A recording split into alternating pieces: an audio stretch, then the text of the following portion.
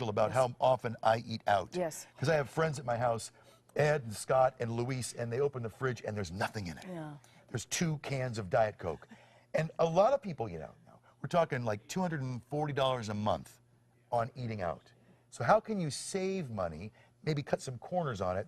Who would know better than the Money Couple? Good to see you guys. It's great to be here. Please tell me you're not going to say, well, you can save money by cooking. Oh, no, us? Score! No. So this does still Absolutely not. involve going out to eat. Absolutely. And did you know that $497 billion a year is spent on going out to eat? Okay. So it's a lot. It affects all of us. So we've got some really important points for you today. Lay it on. Okay, so the first is discuss the why. When you're looking at your family and you're talking about, we have to discuss the why. So why do we eat out so much, which we do? I love food. I'm a huge foodie. Bethany's a huge foodie. So our friends just have to say this, hey, have you tried the new restaurant? And I'm like, tonight. But you have to discuss the why, but then you also have to discuss kind of the negative side of the why of like, why are we spending so much money on this? How is it affecting our bottom line? Okay. And I know that's a conversation we've had to have. When we remodeled and we were out of our house for 3 months, we ate out every night. Yeah. So we were like, we have got to bring this back in now that we actually have a kitchen. Yeah. So discuss the why and discuss how it's going to affect your budget. There you go. All right, the second point is be proactive with your week. All right.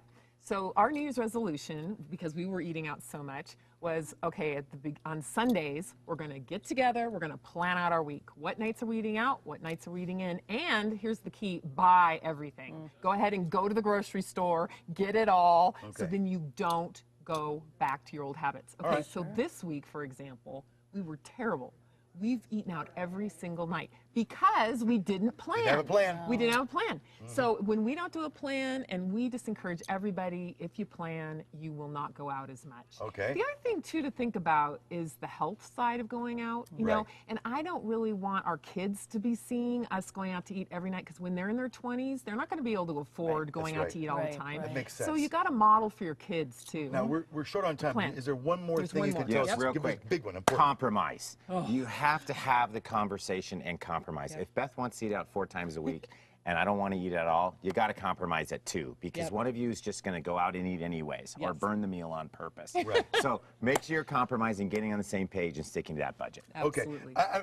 10 seconds or less. Can it be where it costs you less money to eat out than to cook every night? Because as a single guy, I feel like a guy that lives alone anyway, that I would spend more money buying groceries than it is to eat out. Well, that's why you got to look at your budget. I mean, maybe it is okay. Got it. Maybe it is. You did that nicely. You justified it That's very nicely. called rationalizing. I can rationalize. And I'm going to use that point on the way home. There we You go. don't live alone. This is true. Go to their website, themoneycouple.com. It's a great website, a bunch of resources, including stuff that your boys would love. How kids can better manage money. Love so it. go to the website. Love it. Good to see you guys.